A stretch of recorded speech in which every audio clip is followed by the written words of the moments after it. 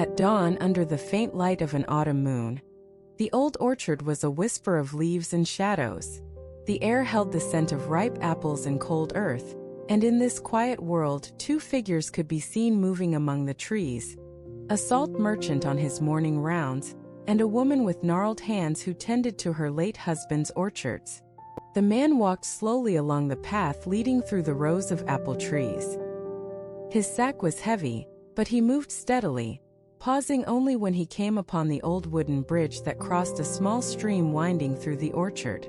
Here he would wait for the woman who maintained this place as a sanctuary from the world's noise and haste. She emerged from behind a cluster of bare-branched trees, her steps slow yet purposeful. As she neared him, he offered her a smile that seemed to hold more than words ever could. Here was someone who understood the value in quiet exchanges. "Good morning," she said, stopping beside the bridge's wooden railing. Her eyes flickered over the merchant and his sack before finding rest on the distant horizon, where dawn promised itself anew each day. He nodded respectfully, then from his bag pulled a small packet wrapped in wax paper. "For you," he murmured, placing it carefully into her outstretched hand. Within was salt, fine as snowflakes yet firm when pressed. She held it close for a moment before setting it down beside them on the bridge. The woman turned to face him fully now, her gaze unwavering. "Thank you." There was no excess in these two words. They carried all that needed saying between old friends who spoke through gestures and shared silences more than anything else ever had or would again. They stood there a while, neither needing nor expecting conversation to fill the space between them. The sun began its slow ascent from behind distant hills, casting long shadows across the orchard floor and lending everything a golden hue. Birds sang their morning song but did not disturb this quietude. Finally, the merchant reached into his sack once more, producing an apple, a red delicious, crisp and cold against her palm when he placed it there gently. She took it up to study its glossy sheen, turning it slowly between her fingers before biting into it with a soft crunch that seemed almost sacred in such hushed surroundings. Her eyes closed briefly as the juice burst upon her tongue, pure flavor flooding over taste buds accustomed to salt and earth rather than fruit's sweet tang. When they opened again, there was gratitude in them, but also something else. A spark of joy perhaps, or simply the simple act of appreciating what life offered without demand for more. The merchant watched this quietly, then turned back towards his path, knowing he would come here at dawn each day until the orchard no longer bore fruit. He did not need to say goodbye. It was understood that their meeting points were as much a part of their lives as breathing itself.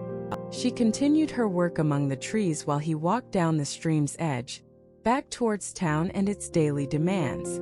Yet in this moment, this slice of quietude captured like an autumn leaf suspended mid-fall. They shared something unspoken but real: respect for each other's presence and the simple yet profound acts that bind people to places and times. And then she began to pick up her husband's tools, preparing herself for another day of tending his beloved orchard while he lay still under a stone in the nearby graveyard. As the sun crested fully into its ascent, casting long rays across the water like golden threads, the woman paused, taking one last look at the merchant's departing back. He was just out of earshot now, but she could feel him there as surely as if he'd spoken aloud. "Until tomorrow." And that promise in itself became a gesture of continuity, companionship even amidst solitude, that lingered long after both had gone about their separate ways. The last thing they left behind on the wooden bridge was not words or intentions but rather an apple core, forgotten and discarded. It would sit there under the rising sun for hours, gradually drying out until it too became nothing more than dust blowing away with each passing breeze. Yet within this transient moment of its being, just then, just here, it had known warmth, touch, life's fullness in a single act shared between two people who simply understood. You're listening to the Empty Teahouse. A single leaf detached, floating gently to the ground. In the quiet alley between two clay walls, water dripped softly as if testing the air's silence. In the quiet alley between two clay walls, the sound of water dripping from the spout above was almost drowned out by the soft murmur of the city beyond. Here and there, bits of sunlight filtered through cracks in the walls, casting a warm glow on the cobblestones below. In this narrow passage, Old Lee knelt beside his small vegetable garden, pulling weeds tenderly as if coaxing whispers from the soil. From behind him came soft footsteps, hesitant but approaching. Without looking up, he knew it was Jean Ling, his neighbor's grandchild who often visited with questions about plants and stories of old times.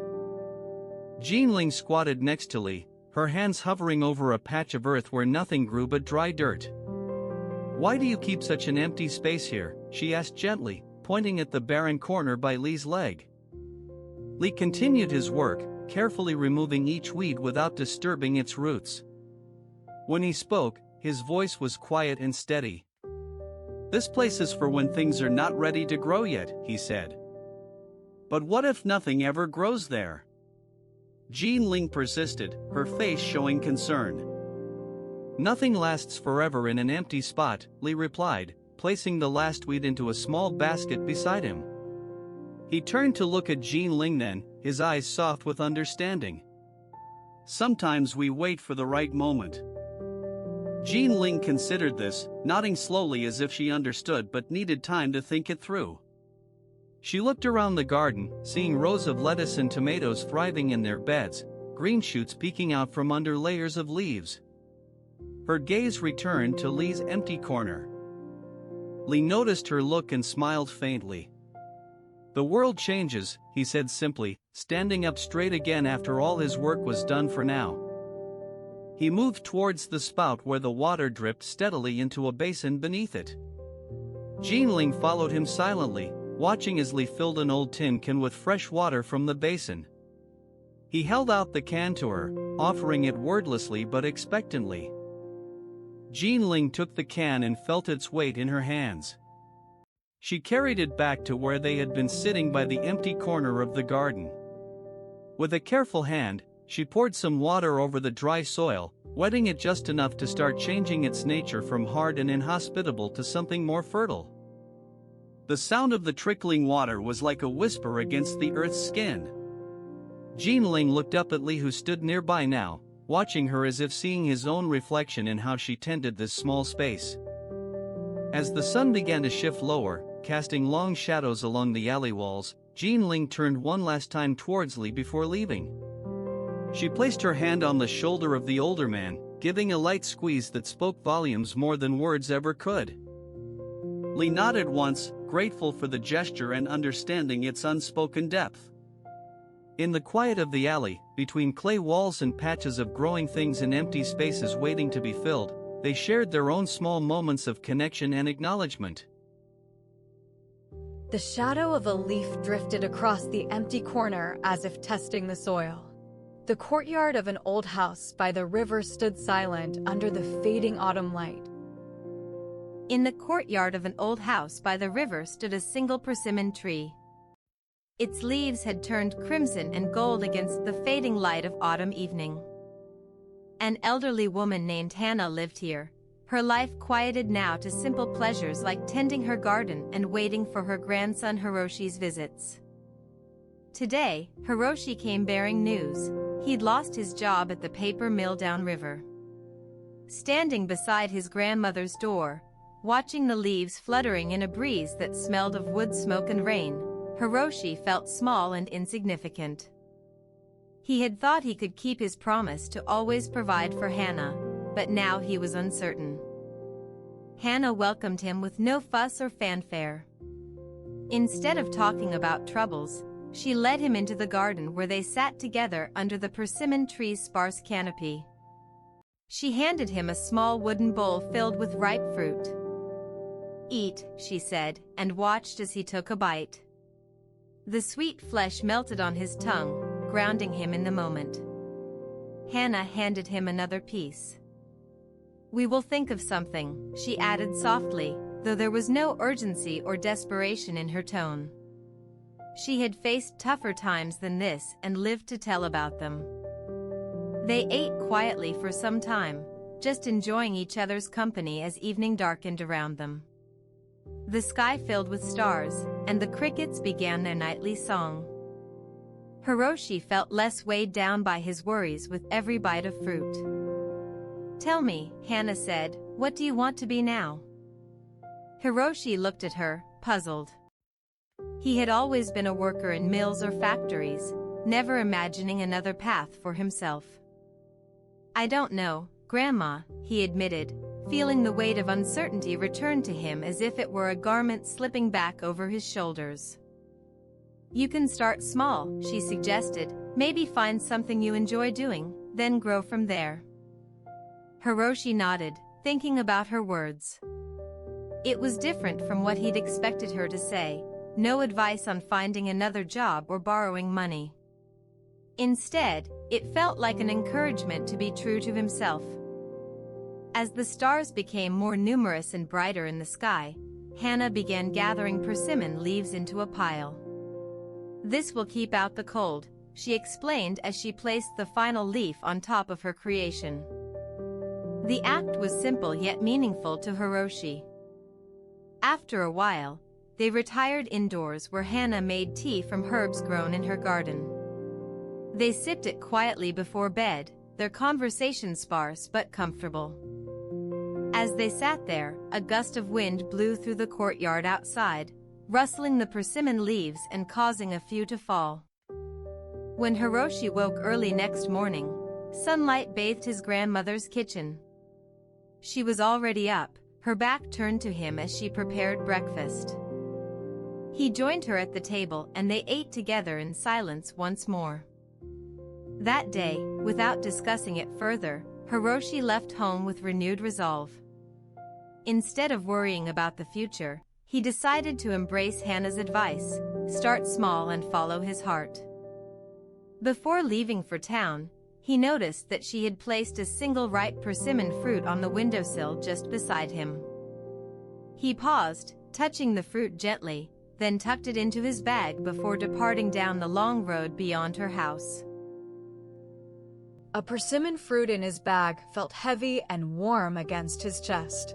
In the courtyard on the edge of town, shadows lengthened and lanterns flickered at dusk. In the courtyard of an old house on the edge of town stood a single persimmon tree. Its leaves had turned to gold and orange, marking the season's change as autumn slipped into winter. At dusk, when shadows lengthened and the air grew crisp with the scent of wood smoke, two figures met in the courtyard. Lee, an elderly stonecutter returning from his day's work, and Xiao Mei, a young girl carrying a basket filled with persimmons that seemed too heavy for her small frame. Lee had noticed the child on his way back home. He paused to observe her struggle without offering help right away. She was determined but labored under the weight of the fruit, each step slow and careful as if she carried not just persimmons but something precious beyond measure. "May I carry that for you?" Lee finally asked when Xiao Mei's face showed signs of strain. Xiao Mei looked up at him with wide eyes. "My grandmother sent me to deliver these," she explained breathlessly, stopping to catch her breath. "She said it was important." Lee nodded and carefully took the basket from her, adjusting its weight easily on his shoulder. They walked slowly together towards the house where Xiao Mei lived. The persimmon leaves rustled softly around them as if whispering a secret. Inside the house, the grandmother sat by the hearth, tending to a small pot of stew bubbling over a flame. She looked up at their approach with a warm smile when she saw the child's face free of strain and Lee's kind presence. "Thank you for helping her," said the grandmother as Xiao Mei stepped into the room after them, setting down her empty basket gently beside the fire. "No trouble at all," replied Lee, turning to leave. "A pleasure." As he walked back through the garden towards home, he noticed Xiao Mei had left a persimmon near the gate where she'd first met him. It lay on its side with one end slightly cracked open as if inviting him to take it. Lee paused, gazing at the fruit for a moment before turning away without taking it. He continued his path along the garden's winding stone path, the fading light softening edges and blending details into shadow. The sound of rustling leaves followed him until he disappeared from sight, leaving behind only Xiao Mei's persimmon on the ground by the gate. The lantern light flickered briefly as the door closed behind him. In the meadow above a sleeping town, stars twinkled softly when Mari found Elena weeding alone. In the meadow above a sleeping town, the stars were just beginning to twinkle when Mari came across Elena weeding alone. The dirt around her was churned and neat, but she paused now and then as if listening to something unseen beyond the grass. "Evening is late," said Mari. Elena nodded without looking up. "Yes." Mari sat beside her, took a small brush from her pocket, and started cleaning weeds too. Her movements were slow and careful, unlike Elena's practiced flurry. "You don't have to stay," Elena offered after a while. "No hurry," Mari replied, arranging some stones at her feet. They watched the first light of dawn edge towards them over the valley below. A bird chirped, then another. Elena's back straightened with each weed pulled out, but she slowed down again soon after. "This field won't ever be perfect." Mari smiled and looked to where Elena had been weeding earlier. The earth was smoother there. She brushed a bit more dirt off her hand. "I noticed your hands," Mari said finally. "They move so much." Elena's gaze followed the path of dawn. "Yes, I've been doing this long enough now." Mari nodded and kept working beside Elena in silence, their breaths mixing with the morning chill. A breeze whispered through the grass. Mari's fingers slowed, she reached for Elena's hand instead. "Let me finish here," she said quietly. Elena smiled tiredly but didn't object as Mari took over weeding around her. Her hands worked together now, faster and smoother than before. When dawn touched their faces and the stars faded, Elena spoke again. "Thank you." Mari shook dirt off one hand then offered it to Elena in a silent gesture of sharing warmth. Elena accepted it briefly, looking into Mari's eyes with gratitude. As light filled the meadow, Elena rose and brushed herself off. She looked down at her hands, flexing them gently, no longer stiff. Mari simply watched her go, brushing dirt from Elena's weeding tools as a final act before they walked home together through the softening night. The path showed faint footprints where they had walked together. Under the quiet moon and starlit sky, the air felt still and full of secrets held. The empty tea house rests. Until tomorrow.